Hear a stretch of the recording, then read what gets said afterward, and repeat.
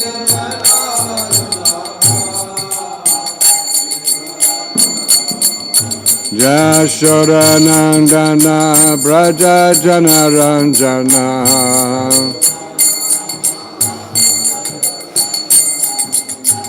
Yashodanandana Braja Janaranjana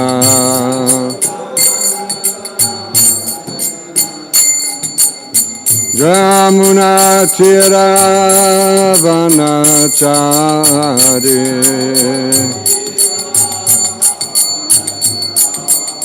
Jamuna Tira Vanachari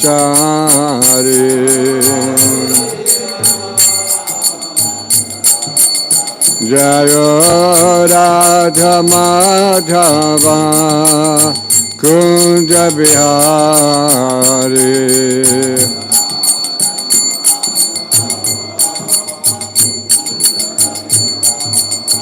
Jayo Radha Madhava Kunja Bihari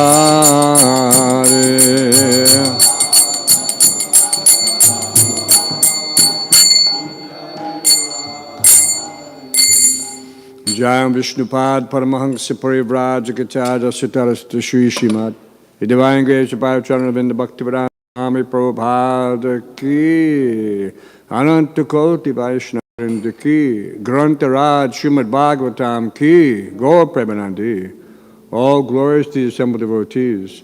All glories to the assembled devotees. All glories to the assembled devotees. All glories to Sri Guru, Sri Gauranga, and Srila Prabhupada. Namo Vishwadaya Krishna Stabhataya Śrīmad-Bhāgavatam Namaste Chaitanya Prabhu, could you adjust the camera so that we have Radha Govind in the picture? The guests don't need to see this. It actually creates some distraction.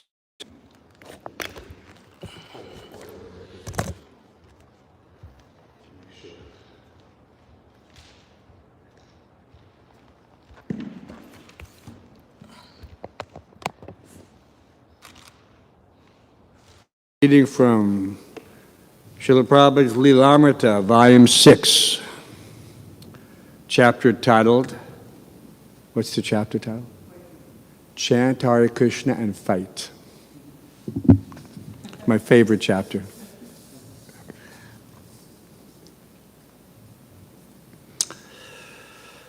Let's see. Prabhupada said, this philosophy of the soul should be presented in court. Okay, this was during the time of the kidnapping when we were challenged, and we were in court for that, as well as airports. They were trying to prevent us from exercising our First Amendment rights. It will be very interesting, he said. The case will prolong. I delivered all the books, actually, at this particular time. So Prabhupada suggested this, so we took all of Prabhupada's books, every single book, and we brought it to the courthouse, and we entered them as evidence. So this is what Prabhupada is saying here. It will be very interesting. The case will prolong, and we can disclose our whole philosophy, is it not? Think deeply over and over and fight. Tell them, what is your seeing? You cannot see beyond this wall. Does it mean that there is nothing? Why depend on your seeing, rascal? You are being brainless. I take it as a good opportunity for describing our whole philosophy. Don't take it as otherwise. Rather, prove yourself sufficient in this subject matter.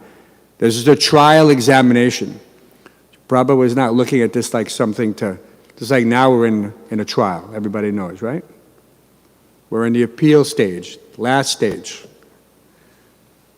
So that means we've prevailed in all the lower courts. And now the last stage is there. Last chance for this, for the opposing party to present their case. So Prabhupada said, this is a trial examination. The devotees told Prabhupada how critics were examining the Śrīmad-Bhāgavatam and trying to find fault with the devotees on the basis of their philosophy. They were challenging court about Prabhupada's statement that man had not gone to the moon. Can you imagine how how nice this opportunity was for preaching for Prabhupada? I personally did not go with you, Srila Prabhupada. So how shall I believe? From the practical point of view, I did not go. It is just some news, so why should I accept it? Sound familiar? Yeah. They believe some paper, that's all. So why shall we not believe the Vedic literatures? Vedic literature is so authoritative. It has been accepted by the Acharyas. Next, the devotees began talking about how the parents and deprogrammers justified their use of force. This clouds the issue in the courtroom, said Tamal Krishna Goswami, because naturally everyone feels very sympathetic toward the fathers and mothers. Why don't you quote from our Shastra, replied Srila Prabhupada, that he is not father, Pitana Sasyat. Find this verse. Pradyumna had the book off the shelf and his finger on the verse within seconds. He read, Guru na satyat swajano na satyat. Pita na satyat jananani na satyat. Daivam na tatsya na patishcha sasya na mochayedyak samupeta mrityum. One who cannot deliver his dependents from the path of repeated birth and death should never become a spiritual master, a father, husband, mother, or worshipable demigod. So how is he the father, said Prabhupada? What is the purport? Adikeshava said, they argue sometimes that you will argue your point. No, they argue sometimes. And Srila Prabhupada said, you will argue your point. But our point is there. We shall argue from our point of view. Unless the father releases the son from the cycle of birth and death, he is not father. Srila Prabhupada never let up, and finally he concluded, if you try to advise a rascal, he will be angry. So this is the position. Still, we have to do our business. What can be done? Difficult task. Therefore, if you want to please Krishna very quickly, struggle for preaching. Yaidang paramanguyam madbhaktesva abhidasyati. So we have got our business to please Krishna. That is our mission. So despite so many inconveniences, we have to do this business. Mudoyam nabijanati lokamam ajam abhyayam. They are all mudhas, so we have been engaged to teach them some lesson. Later, Srila Prabhupada spoke privately and in more detail with Adikeshava Swami. They told me that you had grown your hair, said Prabhupada. Adikeshava admitted it was so, but that he couldn't do it anymore. He said he wanted to go to court proudly and say that he was Prabhupada's son and proud of being a devotee. Prabhupada said that was also his desire, that Adikeshava go into court in sannyas dress and carrying his sannyas danda. He should have tilak and a shaved head, and he should preach.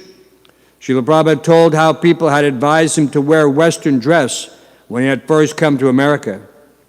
Adikeshava had received recent letters from Prabhupada, but now Prabhupada told him face to face to bring all the books into court and introduce them as evidence. He should boldly preach. So that's when we did that.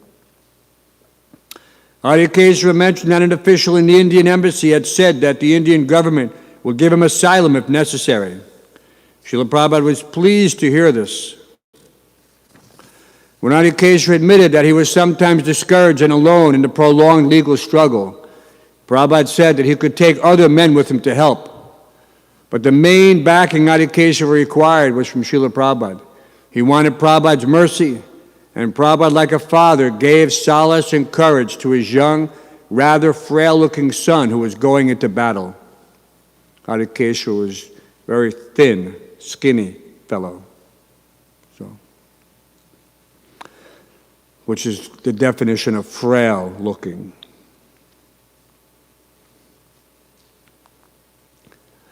Don't be afraid, Prabhupada said. Repeatedly he would call Adikeshava to his room to give him more mercy, another logical argument, an instruction how he should act in court. Prabhupada's essential advice, of which Adikeshava was now aware and convinced, was that he should preach, and Krishna would protect him. Srila Prabhupada ki.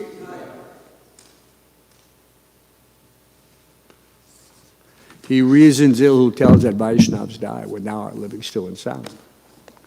Vaishnav dies to live, and living spreads the holy name around. So we listen to Prabhupada and we hear these, how he was instructing, and we remember that that Prabhupada's instructions are not some relative words based on some time, place, and circumstances. No. These are just like Prabhupada's law books are the law books for the next 10,000 years. So his instructions, his commentaries, everything he spoke and wrote, not just these books, they have specific importance to us in situations like this. So that's why it's important, just like Prabhupada's not addressing this legal case in here, although he was writing these purports, and occasionally he might mention something. But to hear the circumstances surrounding that particular landmark case, that was a landmark case. You know, that we were being challenged on the kidnapping, on our First Amendment, so many things. And ultimately we prevailed. You know, and this is all, and Prabhupada couldn't be at these situations. He had to depend on us. So it's the same. Prabhupada is still depending on us, so we have to take it very seriously. This is not something that we accept whimsically, this responsibility, that we can take it or leave it. Sometimes, you know, devotees have that tendency that, oh, it's too difficult. Let me find a different service. So just imagine you're in Adikesara Prabhu's shoes, and Prabhupada is depending on you. You cannot say, well, you know, it's too hard, Prabhupada. No, I can't do this. Let somebody else do it. No, this is... When you're on the battlefield, you don't give up your service. This is... there are words used in this regard. If someone cannot do it out of weakness of heart, he's called a coward. He's called a coward. So, in the face of such challenges, if one cannot manifest that determination, that dedication, that presence of mind, then he is also similarly of weak heart. You know, and this is, Prabhupada said, what did he say in Mayapur? A very famous saying. He said, a show bottle will not act. Right? If you're from India, you know what is a show bottle. In America, they disappeared long ago. Nobody knows. A show bottle means a display bottle. It's empty. It's filled with water. But it has the label on it that describes the medicine that should be inside. But because it's just water, therefore it's called a show bottle. It has no effect. So Prabhupada said, a show bottle will not act. So we should never be just show bottles. Something that looks like a devotee, but he cannot act. So we'll read from Śrīmad-Bhāgavatam, Canto 3, Chapter 5, Text 41. Vidura's talks with Maitreya. Om Namo Bhagavate Vasudevaya. Om Namo Bhagavate Vasudevaya. Om Namo Bhagavate Vasudevaya. So,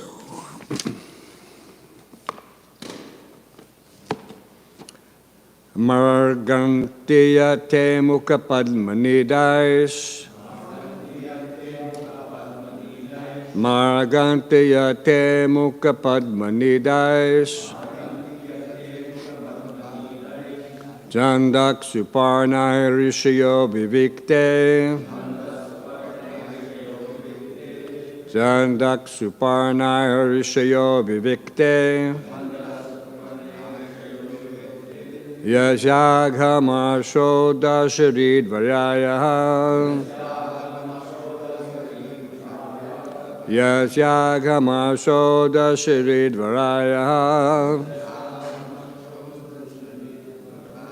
Padang padang tirtha padak prapanaha. Padang padang tirtha padak prapanaha. Please chant. Margante mukha padmanidais.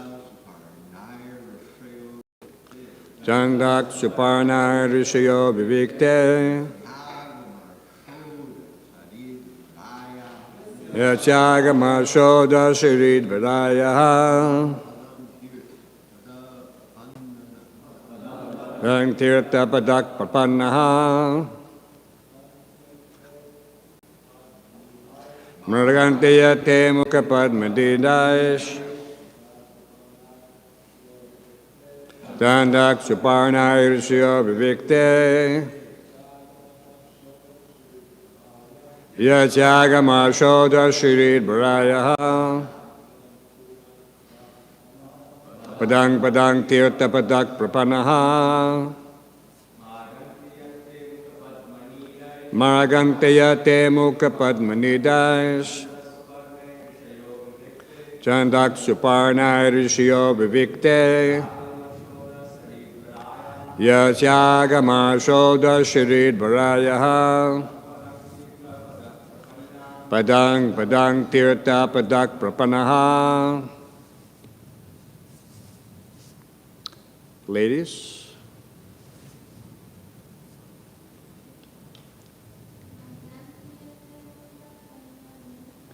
Marganteyate mukha padmanidais. Chandak suparna rishayo vivikte. Yachagama shoda Śrīmad-Bhāgavatam.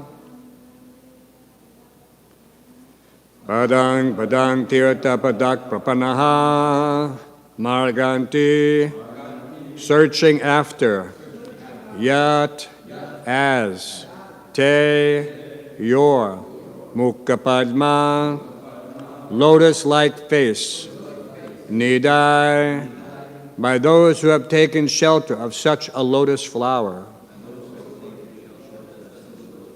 Chandak, Vedic hymns. Suparnai, by the wings. Rishaya, the sages. Vivikte, in clear mind. Yasya, whose. Agamarsha Uda, that which offers freedom from all reactions to sin.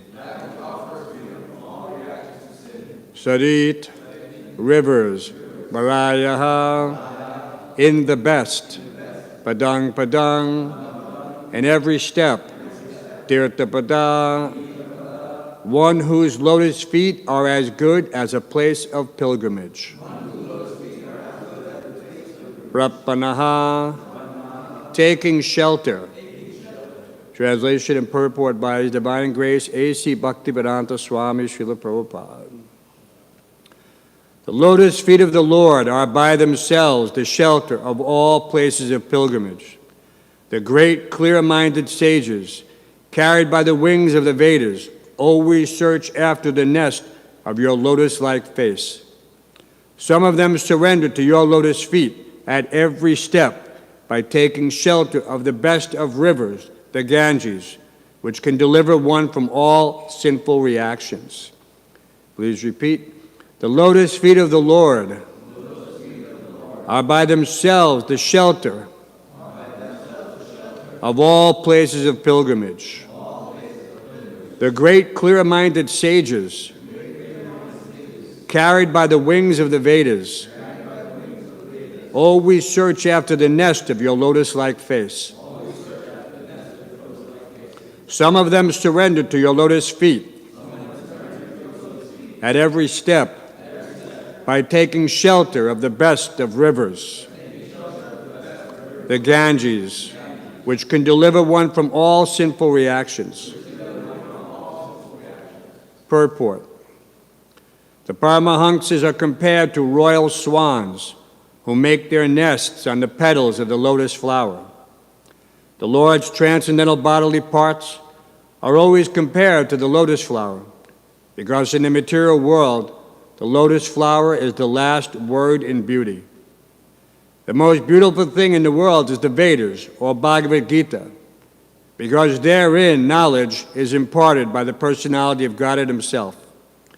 The Paramahansa makes his nest in the lotus-like face of the Lord, and always seeks shelter at his lotus feet, which are reached by the wings of Vedic wisdom. Since the Lord is the original source of all emanations, intelligent persons, enlightened by Vedic knowledge, seek the shelter of the Lord, just as birds who leave the nest again search out the nest to take complete rest. All Vedic knowledge is meant for understanding the Supreme Lord, as stated by the Lord in the Bhagavad Gita 15:15, Vedesha sarvaraham eva vedya.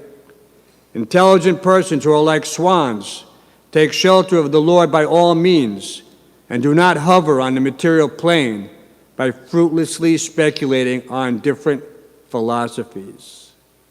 The Lord is so kind that he has spread the river Ganges throughout the universe, so that by taking bath in that holy river, everyone can get released from the reactions of sins which occur at every step.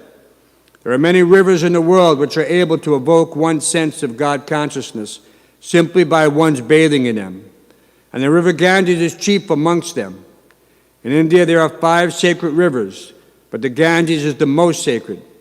The river Ganges and the Bhagavad Gita are chief sources of transcendental happiness for mankind, and intelligent persons can take shelter of them to go back home, back to Godhead. Even Sripad Shankaracharya recommends that a little knowledge in Bhagavad Gita and the drinking of a little quantity of Ganges water can save one from the punishment of Yamaraj. Om Jnana Tamranda Shagananjana Shalakaya Chakshor Tamina Tasmai Sri Gurave Namaha Mukam Karoti Bachalam Pangum Lankaya Tegram Yat Kripatam Maham Bande Sri Gurum Dinataranam.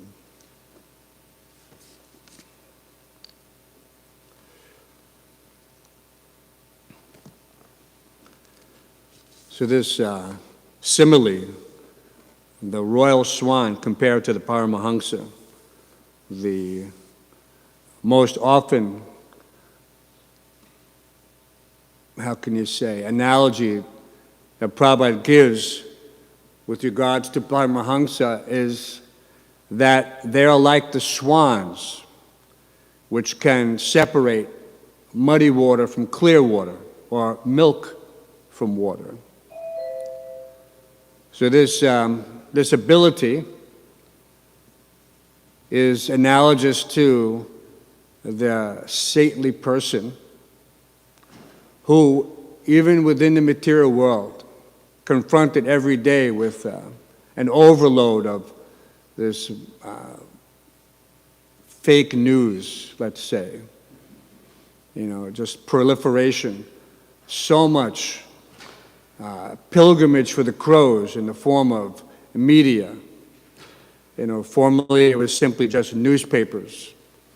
But then even, I remember our George Harrison, he also wrote a song specifically based on Srila Prabhupada's teachings and his realization of them. And he called it Devil's Radio. You ever hear that song? Devil's Radio?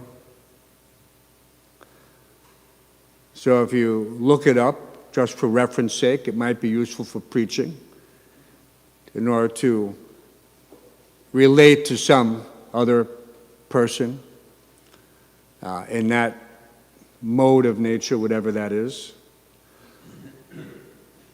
We can understand that we're constantly being bombarded by this fake information. But just like in the Lilamrita reading, where they were challenging that the court was using Prabhupada's words in the easy journey to other planet. This is so you know where this is coming from. And Prabhupada said that we did not go to the moon. Right? This is essentially from the easy journey to other planet. It was also, Prabhupada commented later, because when Prabhupada wrote that in 1959, there hadn't been any moon trip. But it was after that, in 1969, that Prabhupada mentioned that, no, they have not gone to the moon. And then there's one lecture, if you listen, that Prabhupada didn't have many lectures in Mauritius. So you can listen to the one, and there's a question and answer session afterwards. And one young man is challenging that, they say we went to the moon. And Prabhupada said, who is they? Who is they? And the boy responds, well, the Americans. I said, so the Americans are your authorities. See? So they say, who is they? He kept pushing. He wanted this person to understand.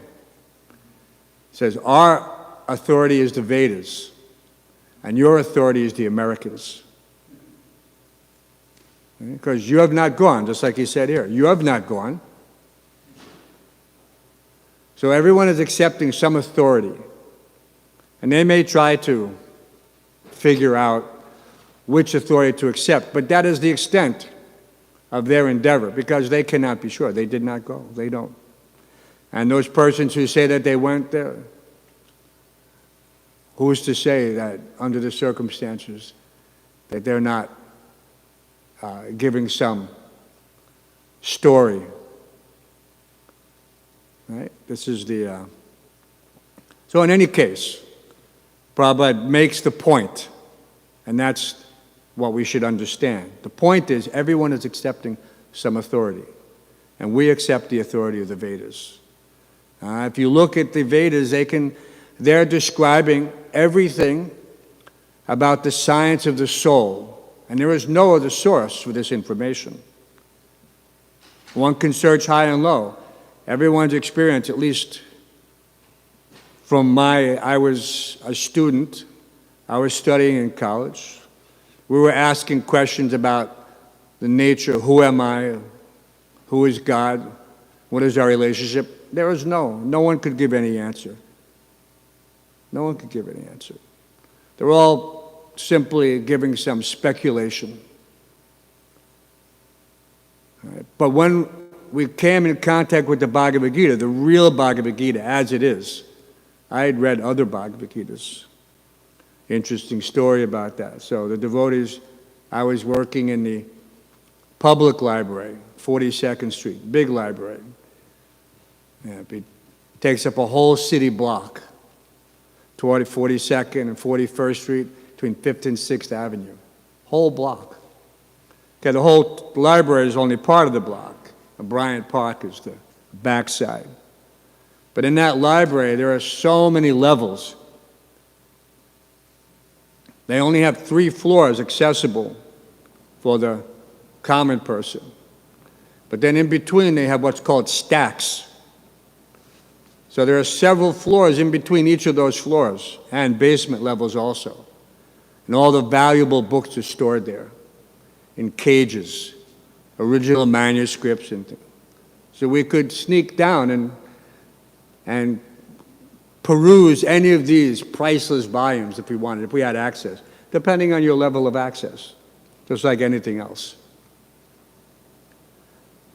So there's, when one Swami came to America in the late 19th century, the Chicago Exposition, he presented some teachings, and everybody became enthralled, some flowery words. And a society became prominent called the Theosophical Society. And of course, the Russians became very interested. The Russians are always interested. And one lady, her name was Madame Blavatsky. And she also had disciples. And one of them penned a Bhagavad Gita in prose, just the verses, very flowery language, very attractive if you like poetry. But it was all bogus nonsense because they're giving you all the wrong information. Telling you that Arjuna, he's just the representation of the super soul in everyone's heart. This is actually impersonalism. This is what it means. You listen to this and it's poisonous. So one day I had been reading this book, and I was outside on the steps. The library has these long steps going from the top of the building down to Fifth Avenue. It must be 50, 60 steps. I can't remember. In between the two lions, patience and tolerance. Amazing, right? Names of the lions, patience and tolerance. So I'm sitting there, and the devotees used to chant outside my window several times a week on Fifth Avenue and 42nd Street. So I was hearing them all the time. So I'd been reading the Bhagavad Gita, and one of them came up to me for a donation, trying to distribute some book, and I was too puffed up. I'm already thinking I know I'm reading Bhagavad Gita. I've read so many philosophies. I'd studied, this philosophy, that philosophy, all the philosophies at that time. I thought myself, I was thinking I'm a seeker. So Taoism, Buddhism, Christianity, Judaism, everything. See, he comes to me, and so I felt a little challenging for whatever reason. I said, what do you have to do with Bhagavad Gita? There's nothing in the Bhagavad Gita that speaks about this chanting and dancing like that. It's like that. And so the devotee said to me, so what do you know about Bhagavad Gita? I said, I've read Bhagavad Gita. They said, what Bhagavad Gita? So I had there's paperback Bhagavad Gita by this disciple of Madame Blavatsky, William Kwan Judge. It was just, it's just prose, very thin. So I said, so I showed him this Bhagavad Gita. On the cover, it had a very nice painting, Indian painting of the Bhagavad Gita, Krishna and Arjuna, the battlefield, like that. And he looked at my little skinny Bhagavad Gita, and he said, that's not Bhagavad Gita. And then he pulled out the Macmillan 1972 edition, because it was 1972. They said, this is Bhagavad Gita. So it was a kind of a funny thing. I was quite taken aback that here's this Bhagavad Gita, and here's my Bhagavad Gita. They said, everything is in this Bhagavad Gita, and you should read that. But I was too intimidated. So I didn't take it. But I took the mantra card, and many times before I'd also taken, and prasadam. But the point is that one has to come in contact with the bona fide authority. You can't be like the boy in Mauritius and accepting this fallible authority, the so-called authority of the scientists. Everyone has experience of that now. Every day the scientists are changing their minds. Do this, do that. No, don't do this. Now do this, now do this. This is the problem with accepting such authorities, is that they have no real knowledge. They don't know what is the nature of a situation, even down to the level of a so-called disease. They have no real appreciation for the interaction between the modes of material nature, karma,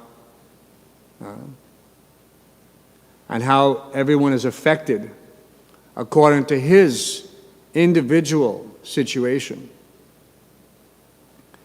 But they have sayings like that, and it's interesting. Oh, this person is more susceptible because he has some autoimmune suppression, or he has some comorbidity, or he's this or he's that. But they don't really know. Why is one person susceptible and another person not? Why is one person completely healthy and another person, has, after whatever, he drops dead on a soccer field, playing football or something like that. So we want to always come back to Prabhupada, see how he related to such a situation where you're having these significant challenges, like these court cases. And these things are happening just so that we're never disturbed or distressed Someone may say, well, this is a very disturbing situation now, but it's a matter of life and death. But ultimately, what is it, practically speaking? Who lives and who dies? And we should have faith in the Vedas, not in the scientists. They're just looking at some mechanical arrangement. And so we should be very careful. We have, what does it say? Neha vikrama nasasti prativaya navidite. There's no loss or diminution, and a little advancement saves one from the greatest fear. So one has to practice this. We cannot, so many things. Matirna Krishna Paratak Svatova, that verse by Prahlad Maharaj describing that one cannot get this information even by joint conferences. Joint conferences. And we see this happening all the time. People get together and a few people decide something and then they try to impose it on everyone. But this is not real knowledge. It's blind leading the blind. Blind leading the blind. And so the devotee,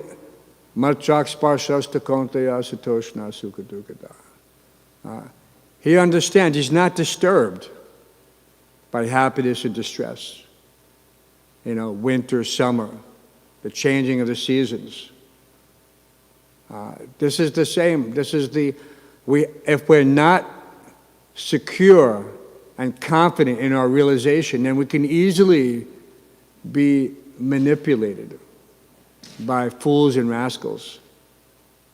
We have to study these books and we have to practice the philosophy in order to get that realization. This is what takes you from the platform of being susceptible. Of course, they use the term kanishta. We're all kanishtas, neophytes in that sense. But the difference is that one is convinced about the philosophy. Pratyakshabagamam dhamyam susukam kartamam. Direct perception of the self by realization. That's why this is the perfection of religion. The most secret of all secrets. Raja Vijja Raja Guyam Pavitram Idam Uttamam. If we don't have that, then we're not effective. It's like going onto the battlefield without, even if you have a weapon, if you have no ammunition, then what's the point? You're not very useful to anyone. You can't fight. You can't do anything. Your weapon simply becomes a club. You can use it to hit somebody maybe, but that's useless when you're trying to keep the enemy at distance. And so we have to keep Maya at a distance all the time, not just sometimes. Not that I come back to the temple and I put my guard down. That happens. Complacency is there. But, it's not that, and we had Maya's very tricky. You can't think that she's not going to come into the temple, that when you close that door behind you, you're safe. No. We bring Maya right inside with us in our mind, in our so-called smartphones or tablets or whatever. This is the nature of being surrounded. We're surrounded by the enemy in that sense, in the form of our mind and senses. Unless you can make them your friend, you can tame them so that they're no longer a threat to you. Then, and even then, you still don't. If you have a wild animal, somebody says you cannot tame a wild animal. Sometimes you see people that have tigers and you'll see some video and they're hugging the tiger and they're treating it, and it acts just like a house cat, stuff like that. But then that same animal, if for whatever reason there's some stimulus, some sudden movement or something, they'll immediately revert back to their nature and they'll kill that person in a second. In a second. So this is just like the mind. The mind, you can tame it. It can become your friend, but at the same time, we've all had experience of friends who become an enemy in a second just because all of a sudden we don't agree on something. And that so-called best friend is now your enemy. And not only is your enemy, he knows all about you. So he knows all your weaknesses. And that they have they have things like that. It's called revenge. They want to get back at you. They know everything about you. Maybe they have some very intimate knowledge of you, and they'll reveal it. So you're helpless at that point. Because you've exposed yourself. But amongst the devotees, we should always take shelter. We should seek out those who we are confident they'll hold your, what is that? Dadati pratigrinati guya bhakyati prichyati. These 6 exchanges, these loving reciprocations, one is meant to reveal his mind to those confidential persons. But you have to look carefully. Who is that person? You have to associate with them. And you have to see how they are in all circumstances, that this person is worthy, not worthy in the sense that, I have some high ideal that, and only by my estimation. But you can see that person in his character, in his dealings with the spiritual master and Krishna and with others, then you can see that that person is genuine. You have to be able to make that assessment. Otherwise, you'll never have any friends in devotional service. And it's essential that one develops these relationships, especially in the brahmacharya ashram. This is what keeps you fixed, that very special association. That one is not, he's satisfied to do this service, book distribution, preaching, Harinam, in the association of his god brothers or god sisters. That they're not looking simply to exploit one another based on their material desires for sense gratification. And so we see that the Paramahamsas, they're very special. They're not looking to establish themselves materially speaking. And in that first canto, second chapter, Divinity and Divine Service, see that the questions of the sages and the responses are all specifically geared towards this particular understanding. That one should never engage in devotional service in order to gain some material benefit. It's very strongly condemned. And that includes engaging in developing relationships for some sense of exploitation, some ulterior motive. So this is not a devotee. A devotee doesn't seek out some benefit from devotional service, material or otherwise. He seeks out only the satisfaction of Krishna. Right? That, what is that? Sang siddhir haritoshanam. Sang siddhir haritoshanam. Only for the satisfaction of Krishna.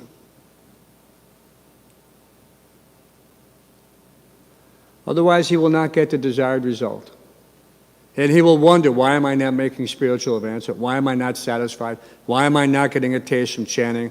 Why am I struggling to come to the program? Why can't I get up in the morning? Why can't I? So many excuses.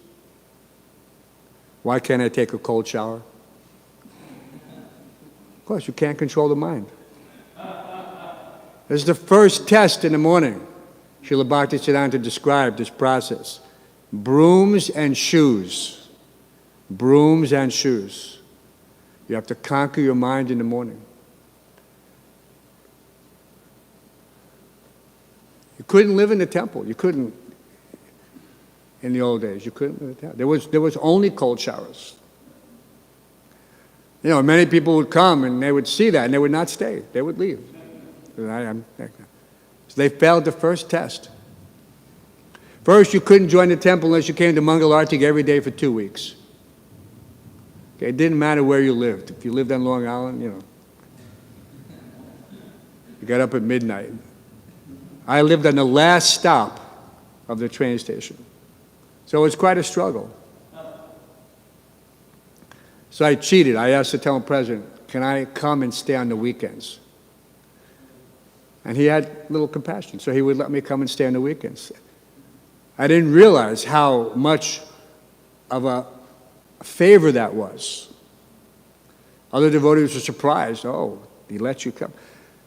But I had a habit to make myself very useful. I could fix anything, and I would wash the pots without complaint for 5, 6, whatever hours straight. Just no complaint. So they were very happy to have me. So you have to make yourself useful to the temple commander or to the temple president. Right? You know, these are not secrets or anything, but sometimes people come and they want to do the minimum. You know, they're not willing to really show, to demonstrate that they're serious about spiritual life. I said, but there was you didn't have if you came and spending the weekend seeing how the devotees lived and slept, I said, this is real spiritual life. These people are really dedicated. Get up in the morning early, take cold shower, go out all day, come back at night, and sleep on the floor with 30 other people in a small, tiny room. Like that. I said, these people are dedicated. I wanted to be like that dedication. I said, this is something genuine. And the devotees were so scholarly. I'd been in so-called scholarly circles before, and, working in the library. We had this term, it's called pseudo-intellectual. Pseudo means fake. They're not real intellectuals, but they pose as intellectuals. They've mastered some vocabulary. They know how to, bluff and argue and pretend. They're called pseudo-intellect. Just argue for nothing, just argue. But when I spoke to devotees, they had such a command of the philosophy. And they were my age or younger in many cases. And they were speaking things which I could only barely grasp just at that point reading Srila Prabhupada's Bhagavad Gita. But I could understand that somehow or other that this knowledge was the king of knowledge, the most secret of all secrets. And so therefore I was, I didn't have any reservations at that point. And of course then seeing Srila Prabhupada, I realized that this is a chance in many lifetimes. A chance in many lifetimes. That it's now or never. And not exactly in those terms, but very close to it. You don't want to miss this chance. The back of my mind, my intelligence is telling me you need to fully surrender. You need to fully surrender. Because at that point, I was convinced, but at the same time, I was thinking I could enjoy spiritual and material, but it's not possible. Once you get to that point, you realize, no, you can't. You have to choose one or the other. And that's what it is. Sarvadhamma pratyaja mamekam shranam braja. Everything in the Bhagavad Gita leads up to that one point. And so especially after coming to the temple, one should not hesitate. He should fully surrender and do whatever is required in order to achieve that confidence in the philosophy, so that there's no doubt, no hesitation. What did Prabhupada say also? That's why you have to listen to these lectures. When Prabhupada is speaking to the devotees, he's not speaking just for the sake of hearing himself. He's not thinking that I'm speaking just because I'm being recorded. No. He's giving them essential instruction just to bring them to that point. That is the specific qualification of the spiritual master, is that he knows how to deliver the disciple from the cycle of birth and death by fully revealing the nature of Maya. He exposes Maya. He holds it up to, and he said, this is what it is. Now remember it. Now remember it, and don't forget. And so you can always go back, and that's your reference point. People use so many different terms of measurement, like a yardstick or this or that, but a reference point is the right term. You know, when you realize that the spiritual master has lifted the curtain of Maya and given you a glimpse, you have to always remember that. You know, you may be in Maya, you may be tempted, you may be so many things, but if you're blessed and graced by the mercy of the spiritual master, then you will know it, because you will be able to overcome that challenge, whatever it is. Doesn't matter. So take shelter of the philosophy by this proper hearing and chanting. You know, I can't stress enough how listening to Srila Prabhupada's lectures will give you the necessary foundation, you know, for preaching, because you will always hear Srila Prabhupada's voice in your mind. You'll always hear his voice. When I read Prabhupada's purports, I hear Prabhupada's voice. I don't know if that's the same for everyone, but when you listen to Srila Prabhupada regularly, then you're constantly hearing Srila Prabhupada. You know, so there's a very special benediction. So try to take as much advantage of this as possible. And somebody took the sign off the top of the desk, says I should have stopped 5 minutes ago. But they have a saying, the best time to plant a tree was 20 years ago. The next best time is now. So that goes for this understanding of the philosophy. Don't lament. Some people use that as an excuse. Oh, you know, I missed Prabhupada. And now I can't. You know, it's not the same. No, you didn't miss anything. Pick up a book. Pick up Prabhupada's book. Listen now. He reasons ill who tells that Vaishnavas die. You have to remember these things. They're real. You know, Srila Bhaktivinoda, you know, they don't write these things because, you know, just to sound poetic.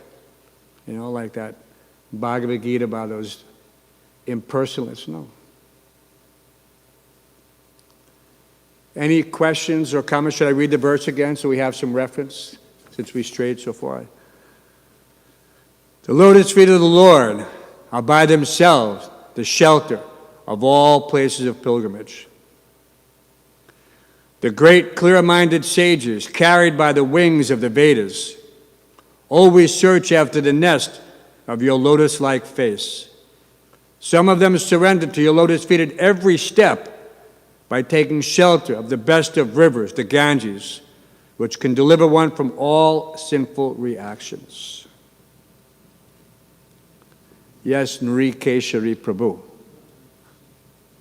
In the beginning of the class, you mentioned Adikeshwar Prabhu and how he was fully surrendered to Srila Prabhupada and was writing the court case.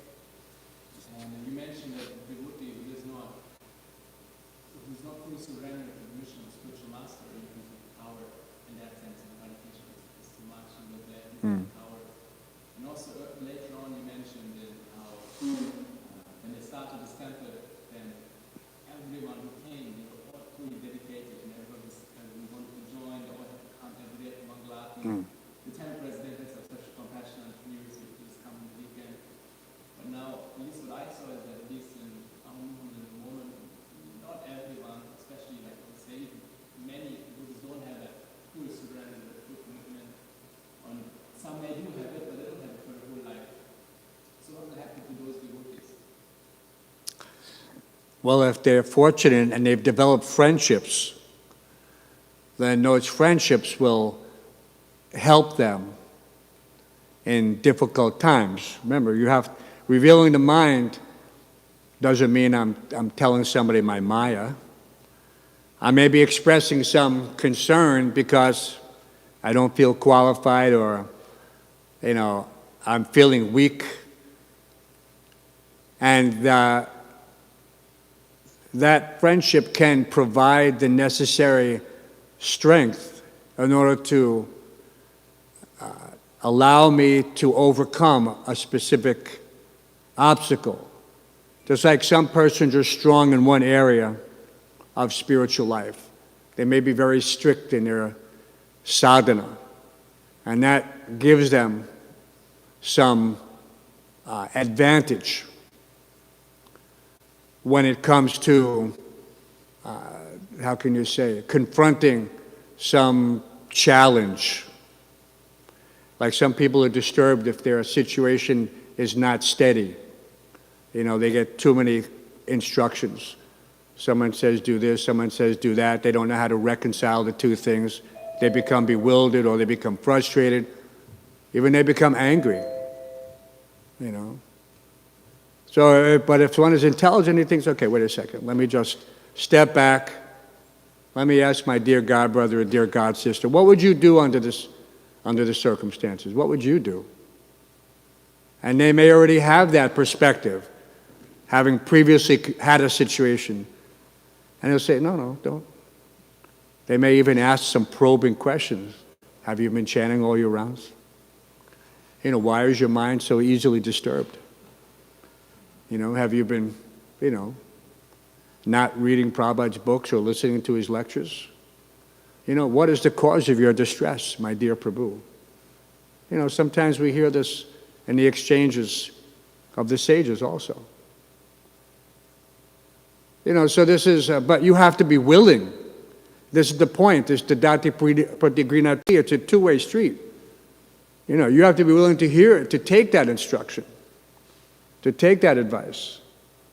And maybe it's a sign that you should be that person that others can take shelter in.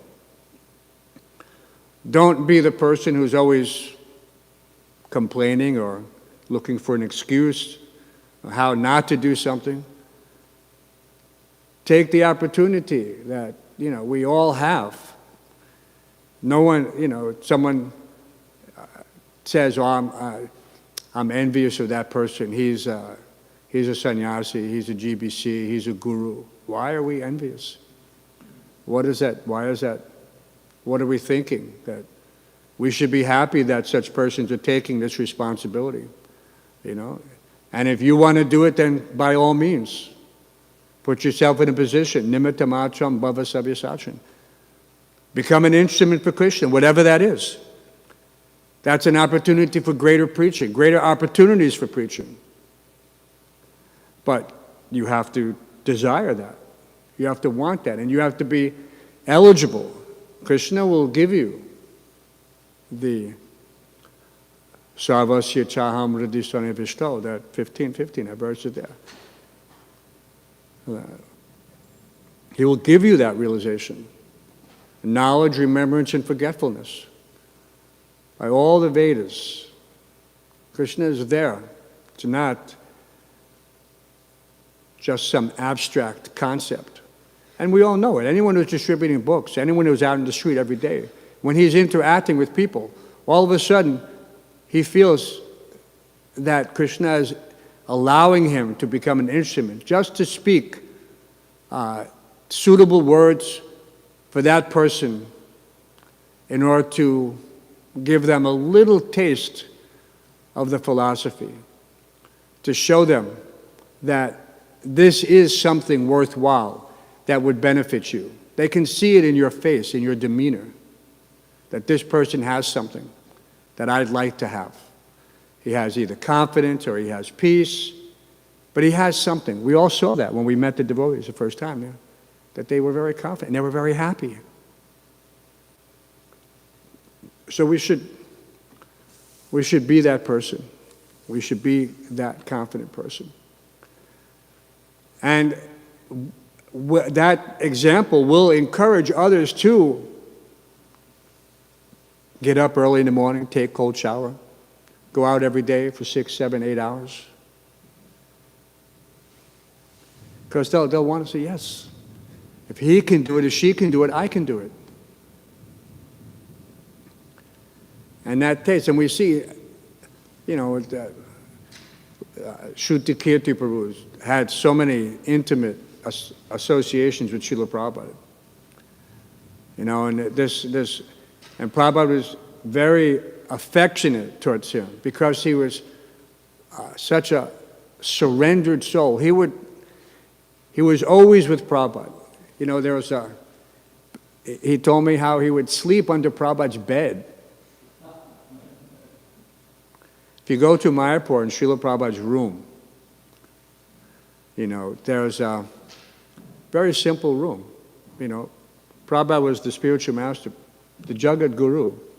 But if you see how Prabhupada lived, he didn't have an attached bathroom or a refrigerator or a sink. The bathroom was outside next door, right? The kitchen was downstairs. And all he had was a fan. There was no air conditioner, no air cooler. It's very simple. And if you go into Prabhupada's room, I used to sit behind his bed against the wall, with my back to the back veranda. And I could just imagine, being Prabhupada's servant there at that time. And, you see how much space there is under the bed. And there's enough room to sleep under there. It's high.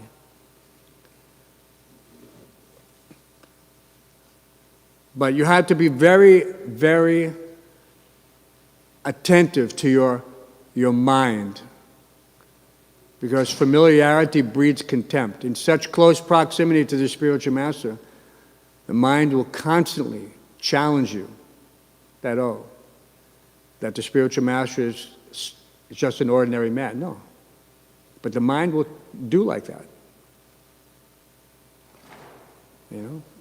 He's eating and I'm eating. He's sleeping, I'm sleeping. He's using the bathroom, I'm using the bathroom. So you have to be very careful.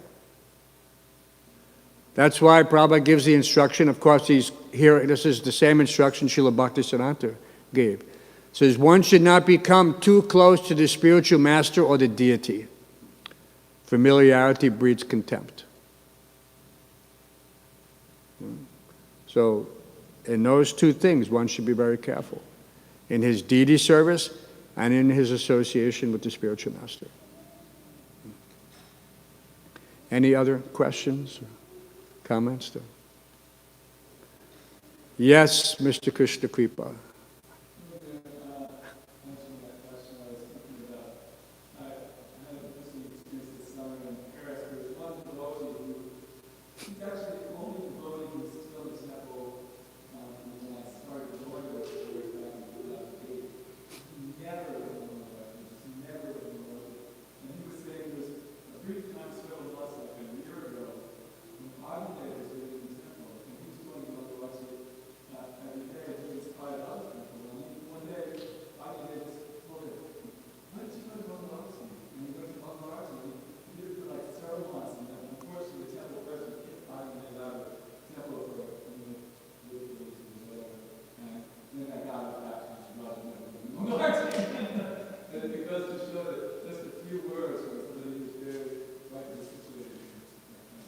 Yes, we should never think that, be shy to give someone favorable advice. This is not, if you're saying it out of, envy or just to make yourself feel better, then that won't have any effect. It has to be genuine for that person's benefit, that's encouragement. Because we all know, if I'm convinced that coming to Mangalartik is the beginning of one's auspicious day, then, it's like Srila Prabhupada, everything else he said, there's an aphorism, a sutra connected to it. Anyway, there's so many instructions in this regard. And one time, and I don't know if it was Shruti Kirti, he was instructing. He said, don't try to be a better devotee than your spiritual master. That thinking that, I can skip, these programs. Because Srila Prabhupada, I was there many times. Prabhupada didn't come to Mangalarti. Prabhupada was translating his books. He was chanting in his room. But I would also be serving him sometimes, and I would, that was another thing. If I was there, or if the servant was there, the servants would speak Srila Prabhupada. The servant didn't have to go to Mangalarti. He's serving the pure devotee. So one should not think that, this person's not going, therefore I don't have to go. No, this envious mentality will not serve you well in all circumstances. So, Rikeshwari, it's 9:15. Better be quick.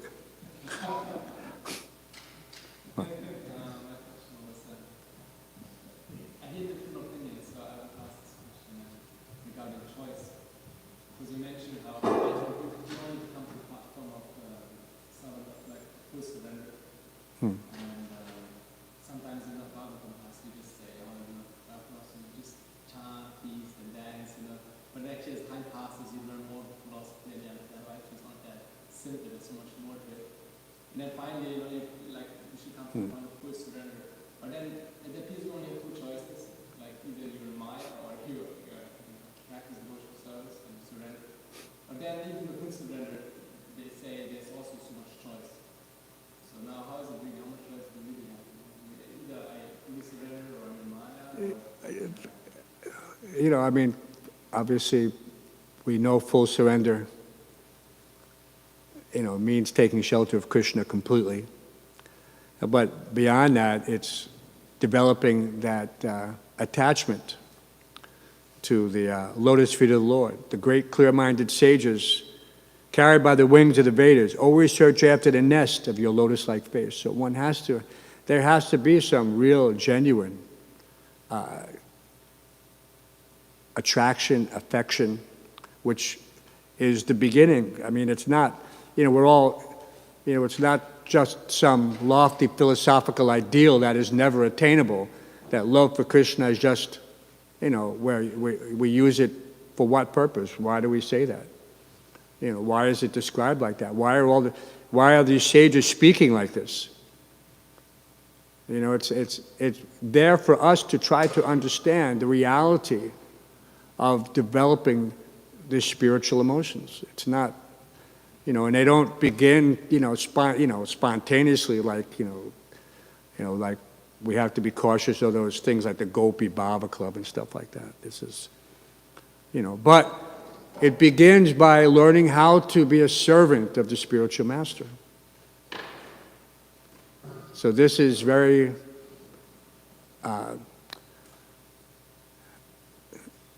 essential. I can't say it any other way. If we cannot learn how to love unconditionally, and I don't know who Krishna is. I know who Krishna is, historically speaking, philosophically speaking. But I know the spiritual master. And you can serve the spiritual master. And yes, there are so many things to do to please the spiritual master. And that relationship develops. And that relationship is real. And that should be selfless. It shouldn't be, that I'm expecting something, specific in return. So this, to me at least, was my experience in learning how to develop a relationship that was not simply expecting something in return. And if you can develop that with the spiritual master, then you know that I'm capable of developing this with Krishna. I may not have attained it. I may not attain it ever, technically speaking. But that does not mean that the spiritual master won't, after seeing your genuine affection demonstrated by your conviction and determination, your one-pointed attention, vyavasayatmaka buddhir ekeha kunandana, that he won't award you. Because ultimately, it is Guru Kripa. And Prabhupada admitted that it was by the mercy of my spiritual master. He doesn't say by studying the Shastra, I became, a lover of Krishna, and therefore I was convinced that I should come across the, oh no. Prabhupada said it was by his desire, the desire of Srila Bhaktisiddhanta Saraswati Thakur, the desire to please him, that I made this endeavor.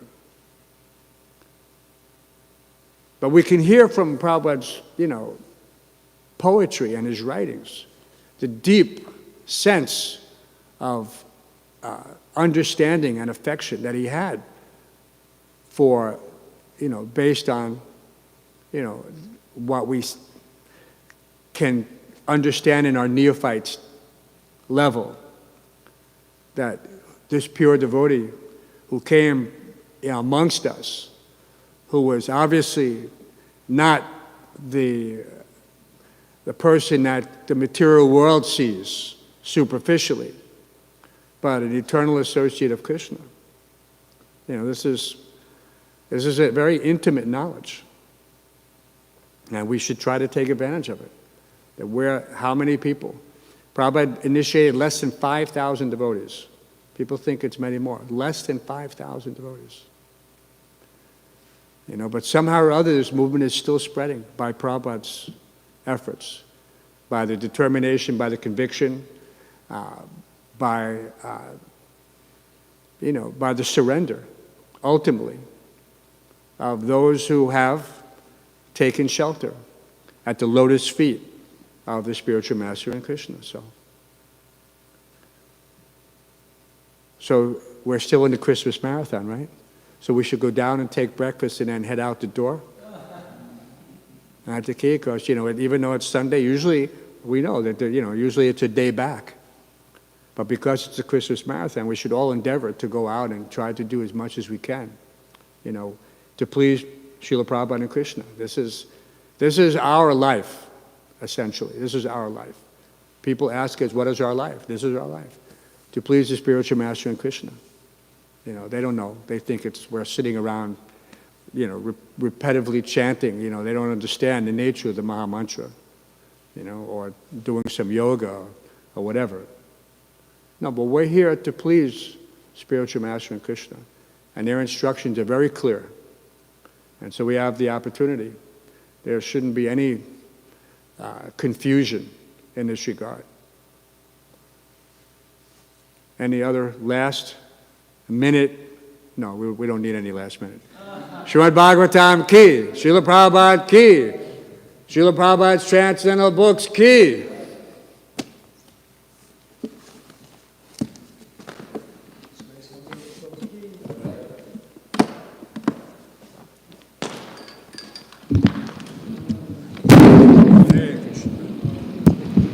Confirmed.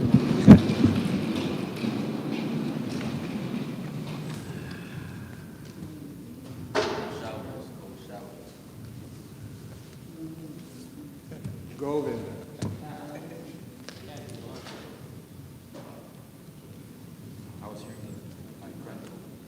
See, now I have a conference call, but I don't want to go to a conference call. But yeah, I have one more question on that point. I just want to clarify.